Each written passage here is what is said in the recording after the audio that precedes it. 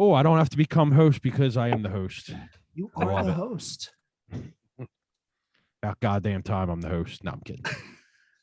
You never signed in as the fucking host. Dude, I signed into a job interview the other day and it showed up as New Breed Podcast. I was like, and I had the background up. I was like, hold on. My other account's coming up. Hold on. That's funny. Fuck, didn't get that job. All right. Greetings. Fuck, wrong podcast. Hold on. I was trying to do the wrong show, damn it. All right, people. Welcome to another edition of the New Breed Podcast, the world's best podcast. Talking about everything new with you. I am one half of your hosting duo, Jay Horskow. With me, I have my partner in crime, the notorious TIM, Tim Anderson Jr. Tim, how's it going this unseasonably warm evening? No, it's good. It's cold now. I just turned my air off. We're good. Yeah, it's cold now, but it was 80 degrees earlier in October. That don't make no sense. And with us, we have our regular guest calling in from Tim's backyard. Ex before I had wings, forgiveness denied, current forgiveness denied vocalist, and he has some other projects in the hopper. Chris Wojnicki, aka Wojo. Chris, thanks again for joining. Did he get that last name right? Wojnicki? Oh, yeah. Dude, you see how fucked up my real last name is? Of course I get other people's last names right. It's a respect thing. And at least he's got more vowels than I got. But whatever. I digress. Yeah, that's when I had him on Ill Street. I was like, I'm not saying his last name. I'm just going to just cough and put O at the end. All right. So what are we talking about this week? This week, we're talking about an album that truly is the epitome of mixed reviews. We are talking about Machine Head's 1999 release, The Burning Red. I don't even know where to start. What did you say, Chris? Their best album. Their best album. It's bold words. Those are bold words, but I don't know if he's that crazy. So, Tim, what are your thoughts, just to start? I love this record. I think the one after, as you know, is crap. Phenomenal, you mean? And I think that the departure from this record, even though the sound is kind of the same, I think this record hits it more on the new metal that I like, as where Supercharger is. Yes, it's a new metal record, but it is a what do people say? It's the fuddy-duddy new metal shit. You know what I'm talking about? It's what does he rhyme? Saline, tits, and alcoholics. Is that what he rhymes together? Something like that. Something weird. I can't get down with that stuff. No, I can't. Wojo, what are your? I mean, in the high level, what are your thoughts on this album? You said you just said it was their best one, so defend that statement. Well, The Burning Red was probably the second new metal album I owned, because Static X Wisconsin Death Trip was the first. So this was the second new, like, anything new metal I listened to, and this is the album that like really got me deep into like the new metal scene and music. So maybe I'm biased. So I mean, once you say that, it kind of then it makes the point that it means a lot to you, which is cool, and I respect that. You know what I mean? Because I think we can all look back at some of the records we first got, even if it's not new metal, say like hardcore, you know what I mean? Like one of my favorites is the Buried Alive record, because that's one of the first ones I heard. So, Yep. I came in on Gamora's Season End. So when you tell people that's one of your favorite Earth Crisis albums, they look at you kind of like you're fucking crazy. I found hardcore by Biohazard's Urban Discipline. Okay. Yeah. And to your point, Tim, the albums that you come in on are usually the ones that end up really super resonant. Yeah, like For Those Who Were Crucified, love that record still, because it's one of the first ones I heard in like 97, Yeah. So this album, I think is this their best selling or their second best selling? This is their second best selling album in the US. In the US, yes. 134,000 copies. That's kind of wild. It's kind of 60 in the 60,000 in the UK as well. And so I remember when this thing came out, and this was when I was kind of moving away from new metal, maybe, I guess. This is 99, so this is I'm old, right after I graduated college.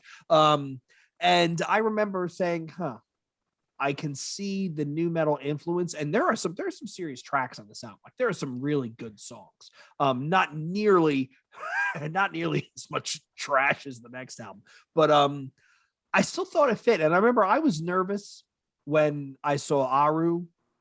How do you say his name? Aru. Luster, Aru. I was kind of nervous because I'm like, I really like Logan Mader. I think he does some good stuff. You know what he did with the first two albums, what he did with Soulfly. So he obviously had some skills, and I was like, what's this going to sound like? And then it was kind of, Rob Flynn, yellow, blonde, spiky hair, nu metal, flashy pants, and I'm like, The drummer okay. had leopard print hair. Yep. That's how you know that's it's going to be hilarious. good. That's how you know it's going to be good nu metal. If screwy hair color. Yeah, that's Same thing definitely. when you look at Cold Chamber. Just look at them. You're like, okay, that's going to sound great. Oh yeah. You know what? Dude, you might be onto something. Remind me of Cold Chamber when we're done. I don't want to say it right now. Remind me of Cold Chamber. Okay. So you want to get into some facts about this record? Yeah, do real some quick? facts, Tim. I know before when we've done deep dives, because what other dive did we do with you, Chris? Oh, this is it so far. Oh, I could have swore we did another one. Anyway, we used to do it in a traditional way where we go through all the tracks and do our thoughts on the track and stuff. But me and Jay decided we don't want to be the traditionalists and do that kind of stuff. So we will talk about all the tracks, but we're going to do it in a way where it's off topic and then back to the topic kind of thing, if you know what I mean. So, but we always do the facts and stuff like that because I think that that's what people, want to hear, stuff like that. So, released July 27th, 99. Recorded at Indigo Ranch with Ross Robinson. Came out on Roadrunner. Singles from this day. That's October. That's Halloween of 99. Then they put out Silver on January 22nd, which I will say right now is the best song on the record and my favorite Machine Head song of all time. Really? And then they put out The Blood, the Sweat, the Tears on June 26th, which is not that it's strange, but that's what is that? 6 months from this day. So they started putting. Oh well, wait, no, that they put a single out after the record comes out, 2 of them, which is weird to me. Whereas maybe they did videos for them. Is that what I'm thinking? Maybe. Fun fact about The Blood, Sweat, and Tears. That was when I backyard wrestled in high school. That was my theme song. Oh, really? It's kind of wild. I didn't know you did the rest. Yeah. Oh, yeah, I did. We talked about that. That's right. Yeah. So, band's second best-selling album in the U.S. It's selling as many copies in 3 years as Burn My Eyes sold in almost 8 years. So, like we said, 134,000 copies. It was certified silver also in the UK with 60,000. First album with Aru. And then I think talking about Aru, he definitely brings in that vibe where they go the nu metal route, I think, because if he's not in the band, I don't think you get all them quirky sounds and all the quirky effects that he uses, which were done very well in this record. I just think on Supercharger, they overdid them. You know what I mean? It gets they lean too far in. Yeah. It got too much to the point where it was just like, did we really need the scratch right there and stuff? You know what I mean? Yeah, they definitely went all in nu metal and Supercharger. Yeah, and so much it became like super corny, which we won't talk about too much, but like it didn't really bother me. It was just another Machine Head nu metal album to me. Yeah. And I don't want to, and like you said, we don't have to get into it because I don't want to go too much into it when we already did a full episode on it, which you will either, I don't know if you're going to hear it before this. I'm not sure. That's up to Jay. So yeah, Logan quits in 98. It was following the recording of More Things Change, wasn't it? Yeah. He recorded More Things Change and actually toured with them for a bit off that. Oh yeah, he did because he was at the show with Slipknot, wasn't he? Or was that Aru? No, that was Aru. He was there. Logan did Ozfest 97 with them. He did the headlining run they did with Snot. So he was around for a bit. Oh, okay. So I know the album was received well first, and like it got a lot of good reviews, but then like the Machine Head fans that are fans of the first 2 records kind of just shit all over it, and then that's where the hatred for the nu metal starts coming in from, the crowd that likes the groove stuff first. Because I remember when this record came out, I mean, it was constant shitting on that dude. Well, and he was at that stage where he was like fighting back and stuff. You know what I mean? Yeah, I think. Yeah, he does still do it. I think we now today, right, 2021, we have the benefit of looking back at Machine Head in their entire catalog and understanding that Rob Flynn is a bit of a chameleon. in the sense of he changes his sound based upon what he's currently into, what he's listening to, what he's getting influence from. Because I forget what podcast I listened to where they talked about how he was a big fan of the openers. I think it was something about Ozfest, and he was always hanging around with the younger bands, and he was into what was coming up. So he is a chameleon, and he does change. But back then we didn't have that benefit. All we had was Burn My Eyes, which was basically thrash metal, right? Groovy thrash metal. You had The More Things Change, which was metal with a lot of hardcore in it, right? There's a breakdown on almost every song. Oh yeah. And then there was this thing, which was metal with a whole lot of new in it. And back then you could see people like, "Ugh," and they sort of threw up on it. But now we have Supercharger, we have the blackening, we have all the stuff they've done since, where you kind of sit back and you go, all right, he was just, he just works his way through different sounds and kind of goes where his ear is taking them. And it's not as repulsive as it might have been to some. I think people need to go back and give it a chance. Well, the band itself has said throughout the years that it's not a new metal record, and I think that's the funniest thing ever. Like even Rob and Aru were like, "Oh no, that's not a new metal record. We just wanted to sound different." Then No. why though? Like I don't understand why you couldn't admit that it was a new record. It's complete. You went to Ross Robinson, Right. You're on Roadrunner Records. You're on Roadrunner, the new metal, the go-to new metal label. Yeah, between 94 and 2001, Ross was the new metal guy. You went to him for a reason. Yes, at Indigo Ranch, of all places. Yes. I don't want to hear that. It's not a new record. This is everything new metal on this record. I mean, stop it. Mr. Flynn, we will say it for you. The Burning Red is a new metal album. Yeah. It is. You know, testify. Officially. I would love to get a Rue on and talk about these two records. Like, I would love to do that because I think I've seen that dude in interviews and he genuinely is into it, and I think that he'd be a great guest. Good. But you bring up an interesting point, Tim. You're talking about going to Ross Robinson using Indigo Ranch Studios, and even with that, even thinking about that, this doesn't sound like a typical Ross Robinson joint. You know what I mean? Right? This is way thrashier, way more almost distortionally aggressive, which is not like all the rest of the stuff that Ross had done up to that point, right? I mean, was this after or before Slipknot self-titled? Anybody know? This was probably I think it's after. Yeah. I think it was after. Not to change subject. I just got a thing from Zoom saying we removed the 40-minute time limit. How do I have a time limit if I bought it? I don't know. It must have just registered that you signed in. But hey, moving along. Yeah. Okay. I just wanted to say that in case we get cut off because it said there's a 40-minute time. Yeah, when you free Zoom accounts without login or paid subscription, it limits your meeting to 40 minutes, but you're signed in. So maybe right just now it recognized. Who knows? It's annoying. Anyway. So the band saying it's not a new record is the dumbest thing I've ever heard. But if it's not a new metal record, how come you go to Supercharger and you have the sound evolved even more? Is that not a new metal record either? Oh, that is most definitely a new metal record. Yeah, I mean, it's whatever. I'll say this though. I think it's probably like I said, yeah, probably. But I will say though, this record's great. I mean, it's when I listened to it today and yesterday, I'm like, yeah, the record's great. I can do without it for a couple more years after this though, because I've heard it so many times. Because I listened to it when we were originally going to do it, and then I actually went back, and then it's like the record's good, but the only song I really play every now and then is Silver because it's like I said, it's one of my favorite songs and their best song. I think it's that's just a amazing song to me. The songs, like you said, Jay, are super catchy. The one thing I did make a note of was give Rob Flynn credit where credit is due. The guy knows how to write an opening track, right? I mean, even if you don't like Supercharger, Bulldozer's not a bad track. Desire to Fire is a great intro, right? Like that's the best opener for a CD I think for a new metal album I think I've ever heard in my life. I mean, you're starting off with this, isolated bass drum, right? Like, I mean, that it gets you pumped up. It gets you pumped up. When you think about what was the opener of Burn My Eyes, was it Davidian? Yes. Yeah. And then The More Things Change, right? I mean, he knows how to sequence an album. He knows how to do an opener. He gets your attention.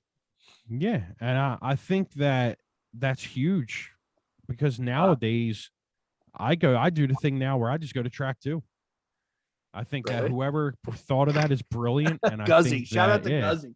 I think that's a brilliant way to go into a record because a lot, especially hardcore bands, there's always that intro that you're like, well, do we need this stupid intro?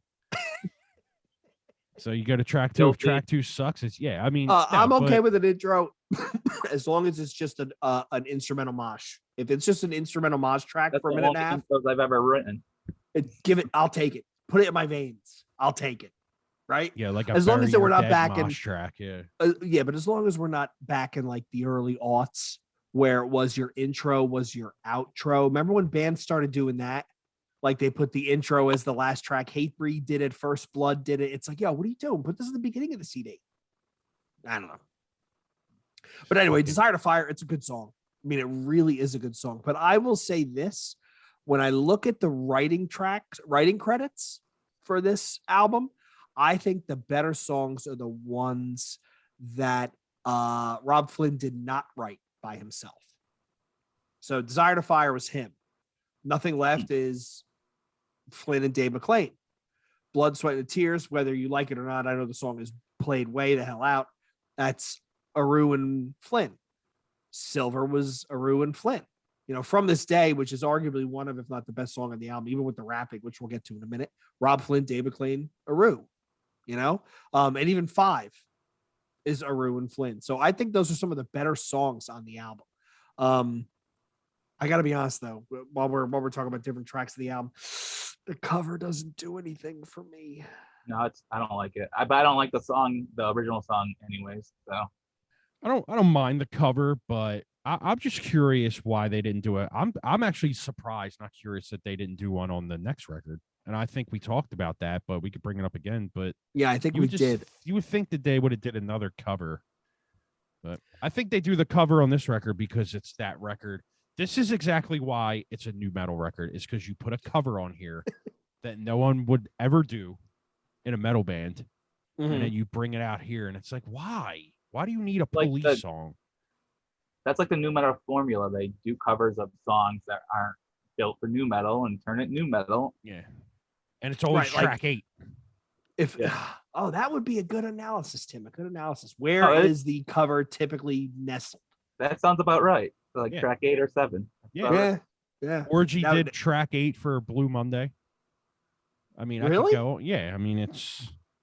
I guess people just they want to get the bangers in, and then they're like, let's throw this shitty cover right here. And when you and me and Wojo and Adam from Orthodox eventually do our new metal cover band, we're calling it Track 8. That's Track 8 covers. That'll be the name of the band. That's it. Jay, what are you playing, by the way? What am I? What are you gonna play? Oh, I'm gonna do gutturals. We're gonna have 3 singers. All right, so I'll just write the whole record. You guys can just scream all over. Good. That works. I'll try and rack the drums. Well, no, Adam plays drums. There you go. Yeah. I'll have him drum. Yeah. But here's the thing, though, Wojo, with Message in a Bottle, you could spice that one up, right? You could make a giant 2-step part out of the chorus. You could do some moshy parts with it. Like there's some structure there. And my thing is, if I hear a band cover another band, I want you to add your taste and your flavor onto the original recording. And when you just do like, if you're just like doing what I would call a fish out of water cover, right? Where you're just covering something from a genre where you typically don't reside, it isn't really exciting. And I can't believe I'm going to say this on record, but I'm going to say it. I fucking love Misery Index. I fucking love Misery Index. Adam Jarvis is a fucking monster. The cover they did of Zombie Prescription by Snapcase didn't add any Misery Index touches to it, right? Like I expected some double bass runs, or I expected some breakdowns or some real heavy riffing, but it's really just a much more heavy, aggressive cover of that song. And it's good, but it's not what they could do, you know? Here's a hot take about covers. I don't like Ministry's music at all, but Limp Bizkit's Thieves cover, excellent. I am going to second that. I am going to second that because I fucking love Ministry and I love what Limp Bizkit does. They get so much heavier and so much catchier, in my opinion. Yeah, Yeah. they've been opening with that a lot. Yeah. This Which is I'll kinda tell you what wild. though, this record is not a second half record at all. I think right after the cover, it's just shit. Really? Yeah. Five I is think wicked good. And the Burning Red, the title track's wicked good. But I agree that I Defy is okay, but I absolutely do not like the Devils of the King's card.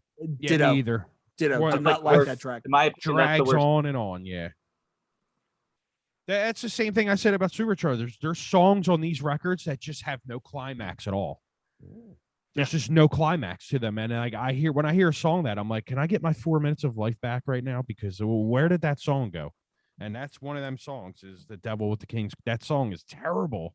It's a terrible. You're right. It's a terrible B-side because if you think about it, there's the intro track, "Desire to Fire," "Nothing Left," which is a good song, which is an arguably good song. "The Blood, the Sweat, the Tears," I'm over it because I've heard it too much, but it's well written. Even with the fucking club beat and the bass, the drum beat, right? It's almost like an amen break. "Silver" is it next? Yeah, "Silver." "From This Day," which is a great song. "Exhale the Vial," and then we have "The Police," and then from there it just drops right off a fucking cliff. Exhale the Vial is my favorite track on the album. I love the chorus in that song. And Such guitars are guts. just- if I would if I was still doing like new metal covers in my hardcore bands, I would probably open with the Exile the Vial opening riff. Dun, dun, dun, dun, dun, dun, dun, dun, dun, dun, dun, dun. Yeah, they're see Turn it this into a is breakdown. do you guys have that on? Do you guys have any new metal songs on any of your Hate 5-6 videos? We never got recorded by Hate 5-6. What? Oh shit! Really? Yeah, never. That's Wow. a shame. We Okay, played a lot sure. of underground shows. We did a lot of like Before Our Wings was considered a beatdown band, so we played a lot of beatdown shows. And I don't think Sonny does a lot of beatdown shows. I think he does more of like, just general hardcore or Yeah.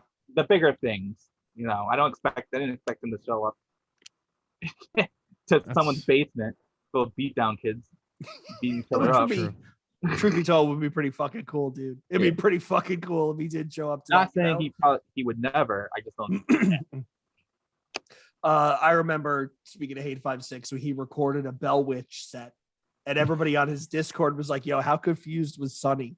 Right? Like they play like a 60-minute song. There's no vocals. He's kind of like, "Yo, what's going on here?" But back to this album. So most of the songs are hit the 4-minute mark, which is a little bit longish comparatively.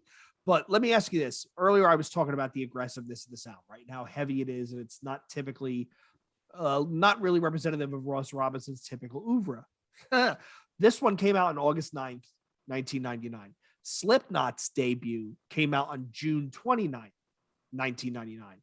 If this album came out before Slipknot, would that have muddied the water for how people received Slipknot? Would they have said, "Oh, they're just trying to be heavy like the last Machine Head album, but add some new metal influences"? Do you think? Do you think it would have affected it all? Not at all, because that Slipknot record is a 1 in a million record.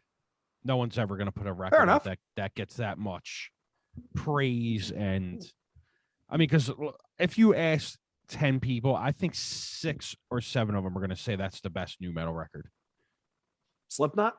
That's probably true. Absolutely. I mean, Slipknot is eons more popular than Machine Head. Yeah, absolutely. Yeah. I mean, that's not a dig at Machine Head. That's just scientific. Yeah, I think a definite 60% of people are going to say, yeah, that's my favorite new metal record, or that's the first new metal record I heard. I think to your statement, that wouldn't be true at all. Also, it's like what we said about Rob Flynn and Machine Head. Like each album is like different. Like I don't like the Black thing. I don't like the metal albums. I like the first two, but then I like the Burning Red. I like Supercharger, and I was a huge fan of Catharsis. But it was like, and Through the Ashes of Empires, I was a huge fan of that one too. That's a good record. Yeah, but like the Catharsis, not to go too, talking about another album, but no, that's fine. Album, they were like, it definitely was majority of those songs sounded wicked new metal. It sounded like they would be on the Burning Red or Supercharger or Through the Ashes of Empires. Yeah. Yeah. Catharsis, good songs, really good riffing, horrible lyrics. I mean, the lyrics are so bad I can't listen to it. I Yeah, don't but remember. it's a Supercharger too, so I was It okay with it. basically is. But it's better than Supercharger, riff wise, Okay. music wise. It's just the vocal, the lyrics are horrible, dude. Oh God. Ugh. Mm. They're Wait, and terrible, dude. and bro. that came out in 2018. Yeah. Yeah, they went back to new metal. Yeah, And then he got shit on again. They and did. then they went No, back to metal. yeah. I was like, come on, just stick with new metal. Yeah. But If you're gonna the do original it, guys do are it. back in it. The drummer and the what's his name, Logan. Yeah, That's I don't basically think they're what gonna doing. do another record though. I think they just did the tour. Well, they did write a new song. There was like a new song. or Was two. there? Yeah, I didn't like it. It's shit. big metal, but Oh wow, I gotta check that out. I didn't know that. sorry everyone. And I only like new metal. I don't actually like metal. Nah, Nah, it's all whatever. right. Nah. It's all right. I listen to hardcore, new metal, and rock. Hey, nothing wrong with that, That's man. it. I'll tell you what though, Desire to Fire, like you guys were saying, that is a really good opener. I think that song has like the vibe where like it gets people like, especially like a younger crowd. Like you play that live as your first track, you're gonna have that push mosh bullshit going on. And people And- bouncing, right? There'll be Yeah. people jumping. Yeah. Oh, it's a huge bouncer. Absolutely. Yeah, like I see. I'm no fan of mosh. I think it's stupid, and especially when people are kung fuing in the pit. I think I've always hated that shit. I know, like people are like, "What? Like you?" Oh, think the whole that's- horseshoe. Yeah, the horseshoe's No, kind of lame. no. I think Sorry, the- I'm big into kicking people in the face. yeah, no. I just think hardcore Listen dancing to the music is- I write. I think that there's only a few people who can really dance. Like, there's not a lot of like this. A lot of kids just do the same exact stuff in the pit. I get what you're saying. There are people with style, and there's people that try to mimic it, and then it just looks like a floppy fish out of water. Yeah, I can't stand it. I Speak- literally roll my eyes at that stuff. Every Speaking show. of being in a pit you shouldn't be in and embarrassing yourself, shout out to our buddy Dan, who was wasted in the dead guy pit, and apparently he was being such an ass that somebody pantsed him in the middle of the pit. So That's shout out awesome. to Dan. He's Like, all yeah, the I guess way like boxer pants or I don't whole know if thing they got his pants. boxers, but he's like, dude, I was definitely pantsed in the middle of the mosh pit for dead guy. That is hilarious. I'm breaking his balls at Orthodox for that. that's fucking great. So, look, can we talk about something which I think gives them a bad rap on this album and they don't really deserve it? And I'm doing gratuitous air quotes, the rapping. There's no rapping on this album. Singing in rhythm he doesn't rap. No. Well, I don't think mean- he can rap. Yeah, it's bad. He's rapping. It's just not good. But I mean, I don't Okay. listen to rap or hip hop in the first place. So I mean, who am I to judge? I think that he was going towards that though. Like you could see in like some of the live videos where he's got like the shirt on that's like down to his knees and Oh, that red the what is it? The Dynamo. the Dynamo video where he has that Reservoir Dogs shirt that looks like me, you, and Wojo can get it at the same time. I don't yeah. care what anyone says. That is the most cringe-worthy video of all time. All them jumps, super cringe. Well, I don't That's think like, it's that's that like bad. the epitome of new metal. Super jumping cringe and stuff. though. It's so cringy. Oh, it's so good. No, when I watch that video, I go, oh. Eh, I get like We've- embarrassed watching it. It's we've so seen- cringe. we've seen much worse of that from like hardcore bands and shit, you know. Yeah, it's like enough with the jumping. You did it 3 times. We don't need 48 of them in one song. I'm the Scott Vogel of new metal. I need more stage jumps. More stage jumps, yeah. More stage jumps. I need more Jenkos in the monitors. But I mean, so this is still an enjoyable record. When I pulled it out this week, when Tim said we were going to do this, I pulled it out and I started listening to it. And more often than not, I caught myself nodding along, which to me is a good sign that what you're listening to is not bad. Because when you're not paying attention yet, you're still kind of nodding. You're like, yeah, okay, I'm into it. I'll tell you what though, in Nothing Left, on after the bridge part where he's like, oh, and they hit like that drum like and bass thing. That's one of my favorite parts of the record. What, the trigger drop? Yeah. Yeah. Yeah. And they go in, or then or when they go into that muted part before that, I fucking love that. Mm-hmm. Mm-hmm. They as a band, and I mean, we can't chalk it all up to Rob Flynn because he does get some help, but they write good transitions in their songs. In their songs, the pieces are usually put together pretty expertly. Some of like the muted stuff, the whispered lyrics, the everything drops out and it's just the guitar or just the bass.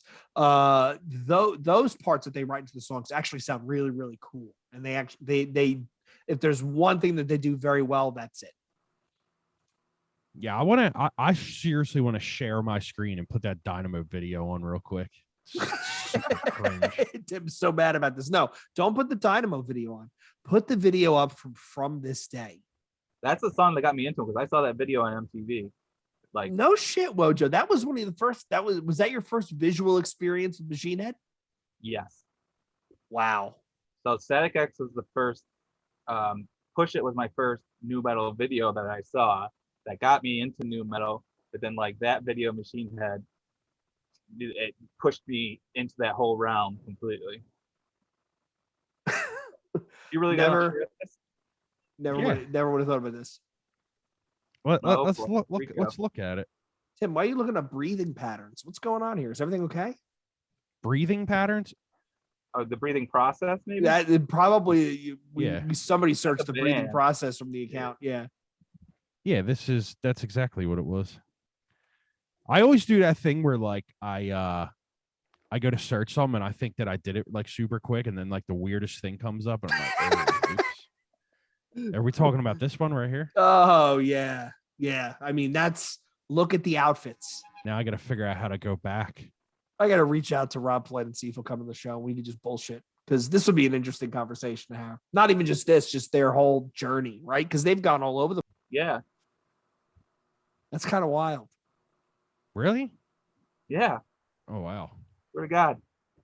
So me and Jay are going to do an episode of just going to go on and watch nu metal videos and commentate on them. We're going to put that one in there. That has to go back. We have to go back to that. Yeah, At the end we're of the gonna. episode, you should give us some pointers on what songs we should add in as well, if you got any. And the only question is, do we do it over Twitch and record it, or do we just do it as an episode? I think we can have some fun with doing it over Twitch. It's like, hey, let's watch nu metal videos and fucking get rowdy. Edema's unstable. Okay, I'll write this down. Edema unstable. Apex Theory. Hum Diggy Da, whatever that song is. You know what I'm talking about, Wojo? Yeah. Anything by a Moto Grader. Yeah, I don't want to do the typical Limp Bizkit, and I don't want. No, we got to do the weird shit, right? Let's get into crossbreed and talk about like. Here's a band I just came across again that I used to listen to, and I don't know if I consider them nu metal or like industrial, but Society One. That rings a bell. Yeah. I know the singer was a porn star. That's all I know. Girl or guy? It's a guy. Off to Jay Google. Society One. Matt Zane? Yeah. Yes, you know what? That does ring a bell. Let me go into my collection. I listened to some weird nu metal back in the day. I mean, I still do, but like I was like really into weird nu metal back then. Well, I mean, I want to back then ask was you also, guys, but to that point, Wojo, back then was when you started seeing. I hate to use the term weird because that's almost like derogatory, but the off the beaten path stuff was what was interesting, right? But yeah, what I mean by weird is like it's not your typical music videos or what you would see from like rock bands or hip hop bands or pop bands. Well, maybe pop bands, but some pop bands wore some pretty funky stuff. Yeah, it wasn't your typical Korn, Limp Bizkit, that sort of stuff. You were into the more the in the weeds offshoot stuff.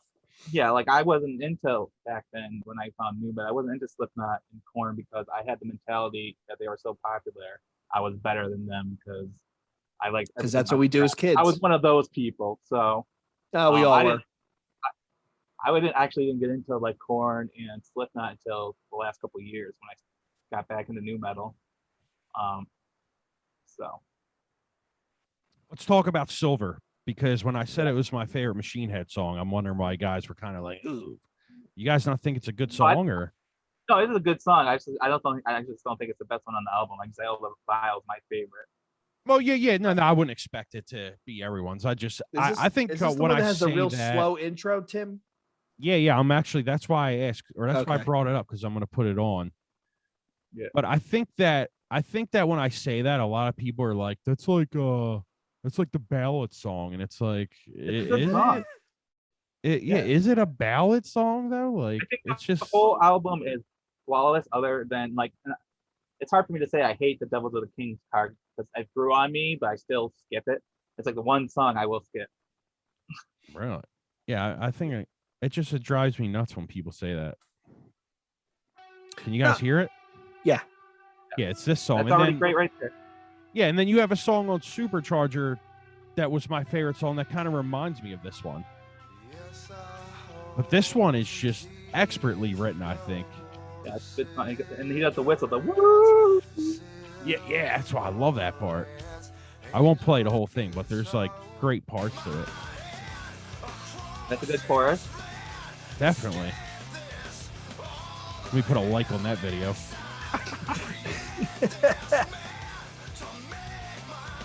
We're gonna get killed on YouTube for this one, but whatever. Oh yeah. Can't play it. Stop it right now.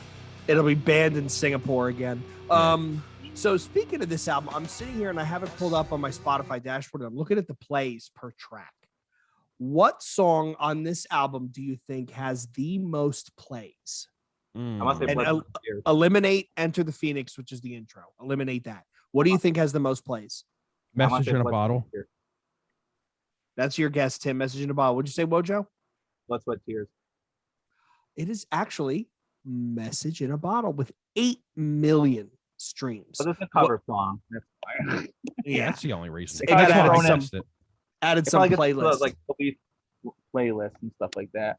And people thinking they're gonna listen to the Police Machine Head comes out, like, what the hell is this? Yeah, people Jesus. probably search for the Police. That comes up. They hit play on it, thinking, because people aren't smart enough, because they think that we're new breed the rapper without answering questions. So it doesn't really surprise me that song. Nobody reads. Nobody reads. What do you think is so? If we eliminate the cover, what do you think is the most streamed song on this album? The Blood, the Sweat, the Tears. Yeah, I'm gonna stay with that one. No, it is actually From This Day with 5.8 million. Blood, the Sweat, the Tears comes in third at 2.9. Close enough. And then and fourth, the only other track over 1 million streams is Desire to Fire at 1.8. I saw Machine Head live one time when Through the Ashes of Empires was just dropping. They were on tour with 36 Crazy Fists and Arch Enemy. Arch Enemy didn't end up playing, but I hate when they play that song live and they go the blood, the sweat, the beers. And that's the corniest like BLS, like Black Label Society bullshit I've ever heard in my life. Yeah, I know exactly. I've seen that tour and it is corny. I have heard that. Yep. And that's not a straight edge thing. That's just like, even if I drank, I'd be like, that's fucking dumb. No, I drink and I think it's corny as hell as well. And it's like corny. another thing, when I saw them live, this was I was in the in-between transition from going from nu metal to hardcore, so I was starting to turn my back on nu metal. So I didn't really take it all in. I didn't enjoy myself like I wish I had. But he talked a lot about a lot of drugs. Like he was like bragging about doing horse tranquilizers, and I'm over here like, what the fuck? Wait, he was talking about like using it? Music, man. I don't want to talk. I want to hear about you and fucking horse tranquilizers. He was talking about that during the show? Yeah. Oh, wow. I don't remember if he did that at the Philly one. Might have been an offshoot comment, but he definitely, that's one thing that sticks in my head. I do remember that Arch Enemy played the show I was at, though. Yeah, they didn't play the one I was at. Yeah, that's when Arch Enemy used to be good, or was good, and now they're just illicit. Yeah, no. Ugh. God, Nope. I hate that chick for some reason. Nope. Which one? The new one or the old one? No, the new one, Alyssa. Something about her bothers me. Oh, well. So if you had to pick though, Jay, what's the song that what's the favorite one on here?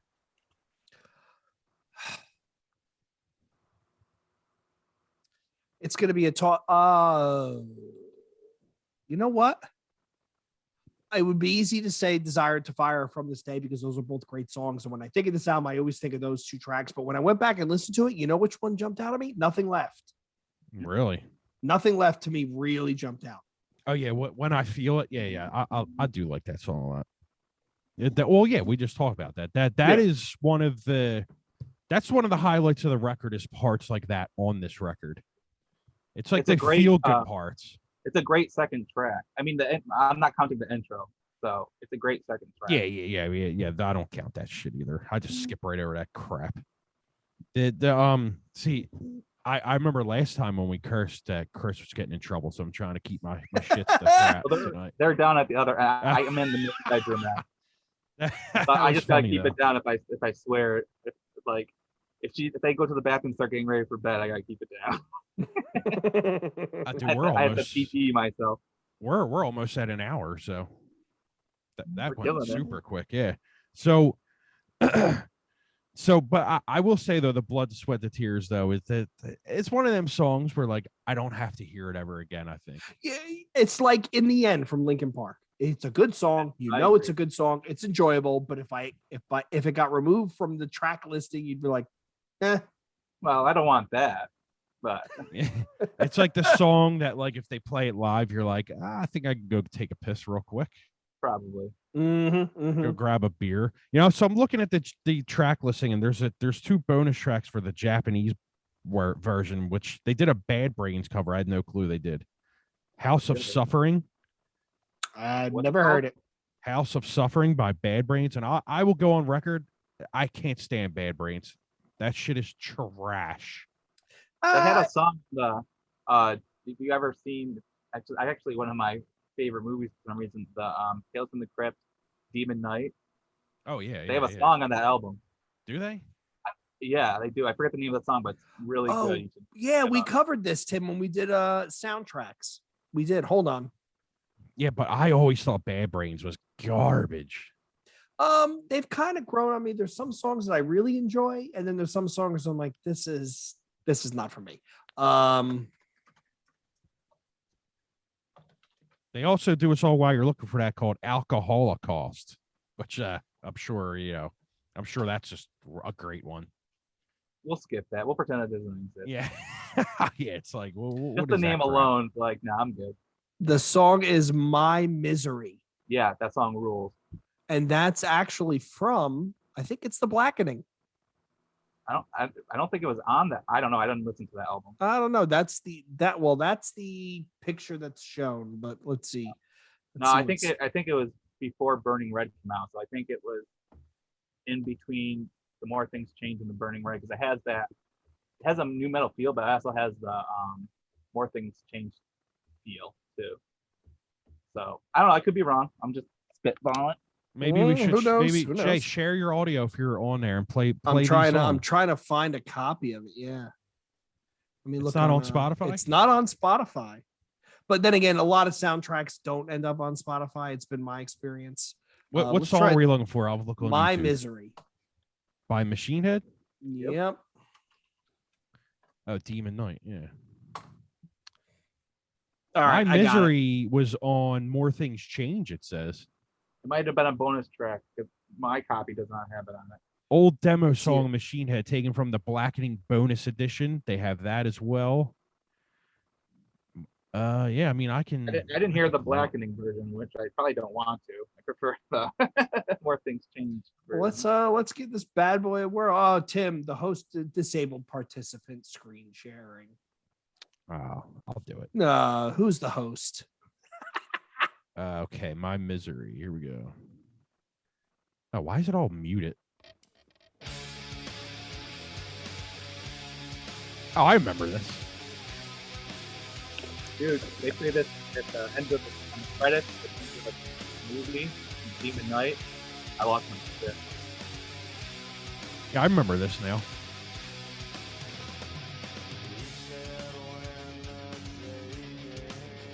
It's not too loud, is it? No. Not good. Perfect.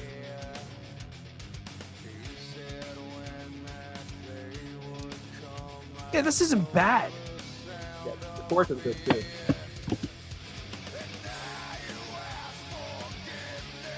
It Oh, it shit, my has bad. it to me it's still new metal, but it has the more things changed. Yeah, it definitely does. Yeah.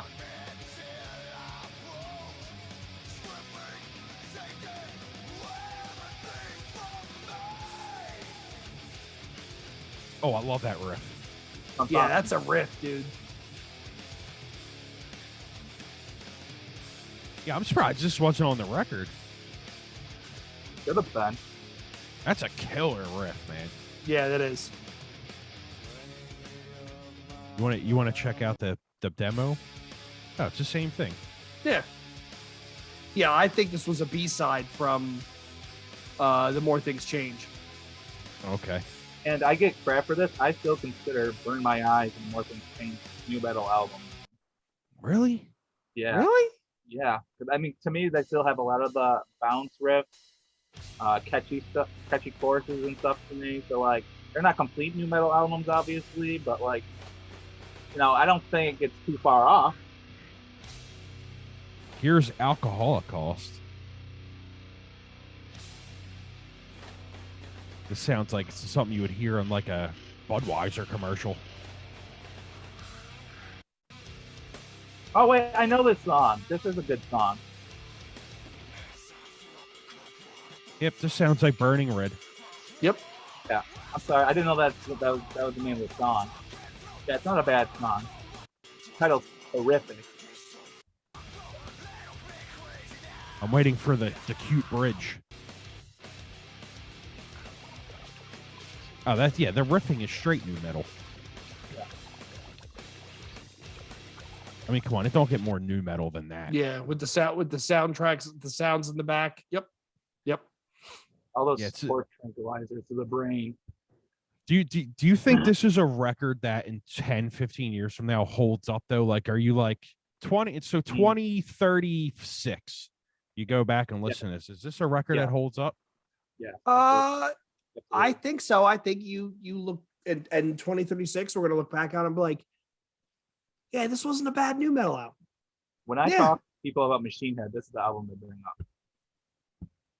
Now I wonder, Wojo, is that because of your age and the people you're talking to? Because this was your first experience with Machine Head. It's very possible. So, like, you know, in the hardcore scene, I mean, that's where I know a lot of people. So, I mean, a lot of people in the hardcore scene like new metal, regardless if they admit it or not. Yep. Yep. And a lot of people I know personally that love new metal, when we talk about Machine Head, this is the album. Everyone's like, no, this is the Machine Head album. It's funny that you consider the first two new metal records too, because I tend to hear that a lot nowadays, and I'm curious why you think that. Like I said, it's just they have the bounce riffs, the catchy riffs, the catchy choruses. You called it thrash. I didn't really hear a lot of thrash. I mean, there are like thrashy parts, but like as a whole, like I don't really consider it thrash. But I don't really listen to thrash. Like I said, I don't listen to metal other than new metal. So, like, now you got me thinking, Wojo, if you take the breakdowns out of The More Things Change, the album, does it become a new metal album? And I think he might be onto something, Tim. That's if what we I'm were to trying to edit say, all those like, songs and take the breakdowns out. Yeah, like, yeah, exactly. I don't know. Bay of Pigs is that's a straight thrash song. Yeah, but you know, I mean, some of the songs are straight, like more straight metal, but like there's definitely like, what song of More Things Change I love. I think it's Zodiac or something like that. Oh hell yeah! Like Blood of the Zodiac, song, yeah. That song, like, is that the song that starts off with a ding ding ding ding ding ding ding, like the high pitched note? No, that's on Burn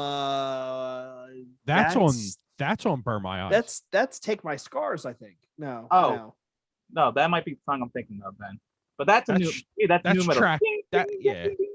Yeah, that's track 2 on Burn My Eyes, right? Yeah, that's like wicked new metal to me. You know what? Like maybe you're right. Maybe they were just in that the whole time, and then they just when the Rue comes in, he adds in the newer element. Well, think about it this way. They were at the minimum nu metal adjacent at this time. Ozfest 97, Snot with their direct support on their tour supporting this album. They were at the minimum. They were direct support for Pantera with Cold Chamber opening for them on the Southern Trendkill tour. So at the minimum, they were adjacent. Maybe they just went in with both feet on the next two albums. Yeah, you know what? That's now that I hate that you said that, because now I have to listen to them two records and I'm gonna be like, God damn it, he's right. You're gonna have to pick it apart. I mean, you really are. But like Shit, we should come back on and do them, both of them. Yeah, Yeah, we could do a doubleheader. Yeah. Yeah. I mean, the other song people talk about from Machine Head that only really like the first two albums is Davion, and even to me, that's still a nu metal song. But my question is, why do you, off of Supercharger, I know you lose Aru as a member, but why do you just go back to the root? Well, I mean, I wouldn't even say roots, because I think the Blackening is heavier than all four of them records combined. Yeah.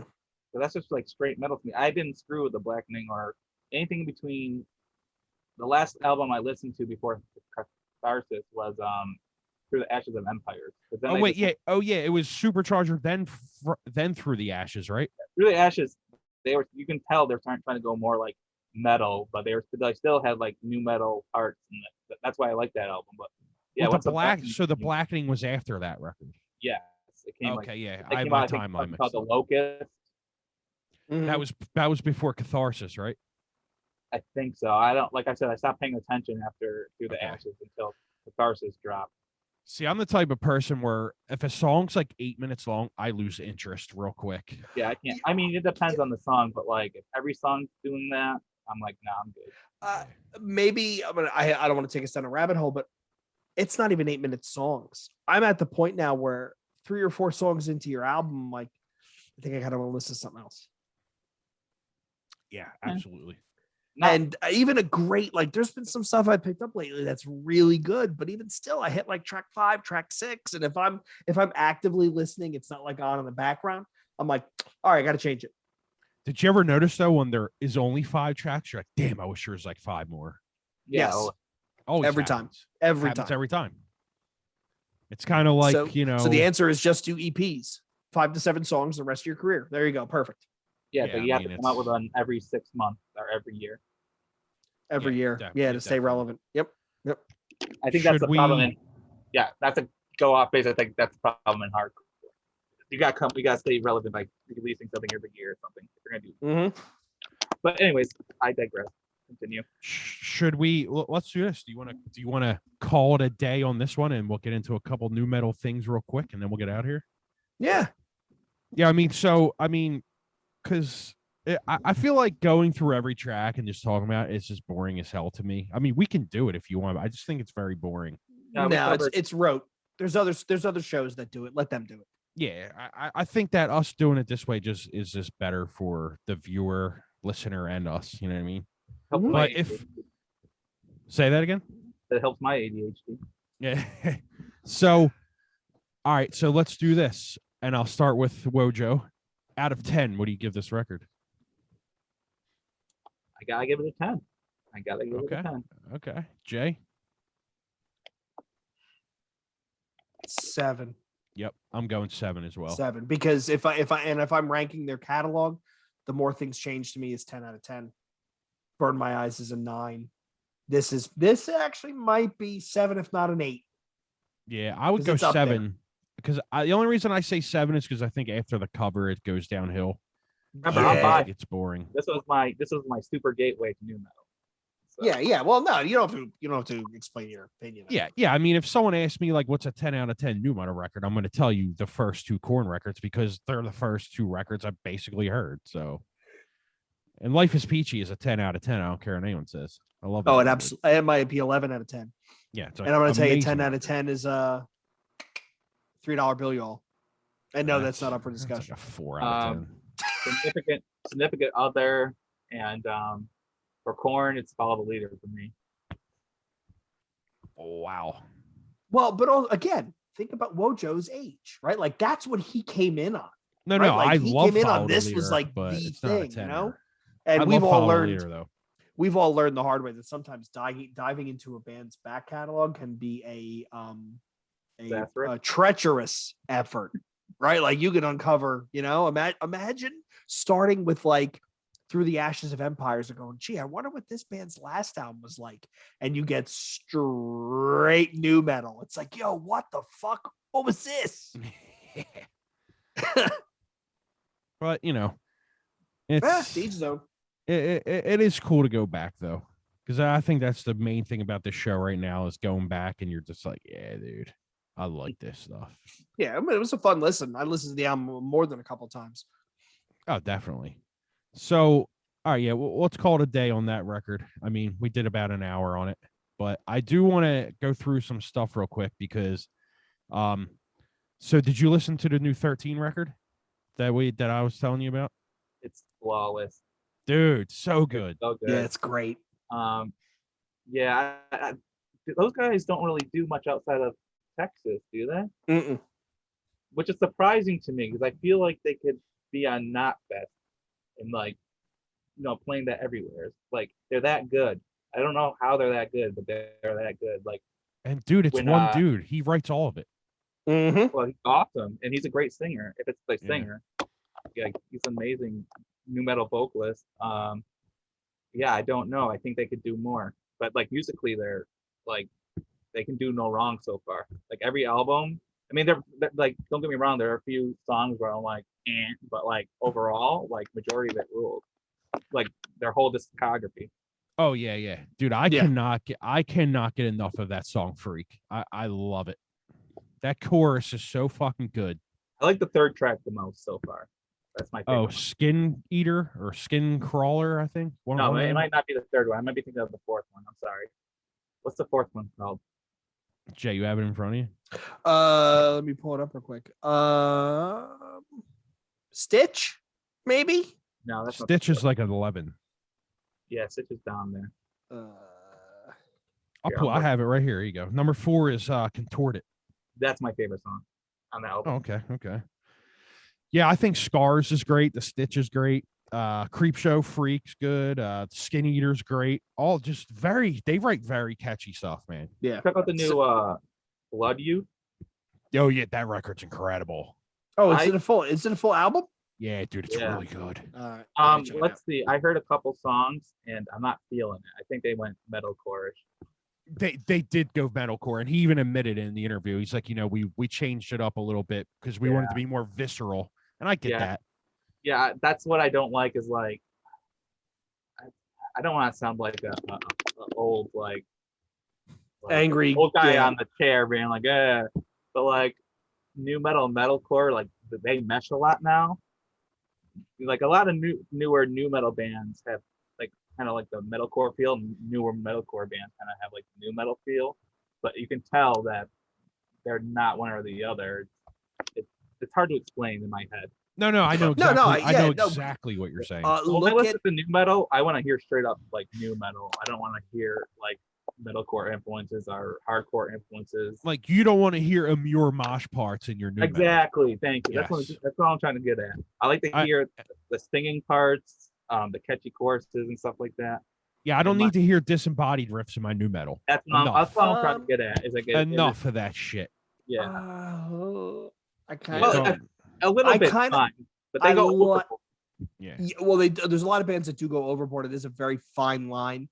But I kind of like that nu metal influence deathcore, right? I kind of like it because I don't know. I've always been I'm a sucker for brutal slam. I know it's derivative. I'm just saying for my personal ears is like some of that stuff is not like the new. Let's use this example. The new Last 10 Seconds of Life. I did not like that last album. It did nothing for me.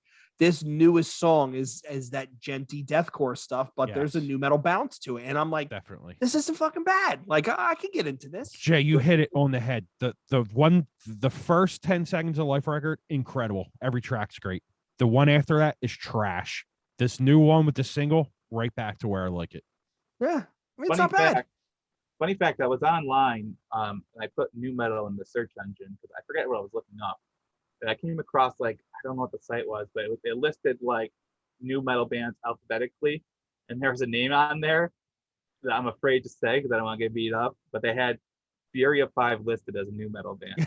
Oh my God. I was like, if these guys would kill you if they saw that. Yes. Yes. Stickman's pulling you through Zoom right now. Yeah. Stickman would come to your house. I didn't make the list.